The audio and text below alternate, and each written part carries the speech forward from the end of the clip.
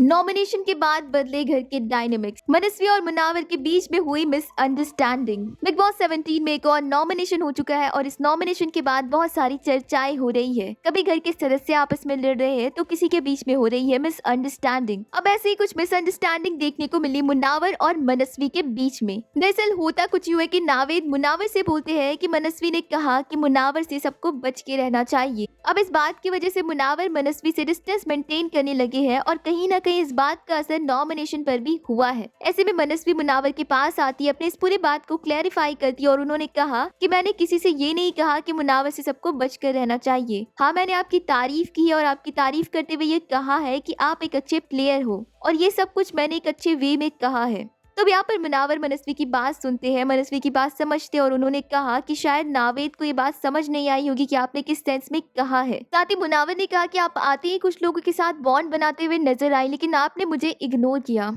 अभी देखना इंटरेस्टिंग होने वाला है कि क्या दोनों के इस कॉन्वर्सेशन के बाद बनेंगे दोनों दोस्त। आपका क्या कुछ कहना है इस पूरी अपडेट को लेकर? आप अपना ओपिनियन हमें कमेंट के जरिए जरूर बताइए और साथ ही टेलीविजन से जुड़ी सभी लेटेस्ट अपडेट के लिए सब्सक्राइब करें हमारे चैनल को।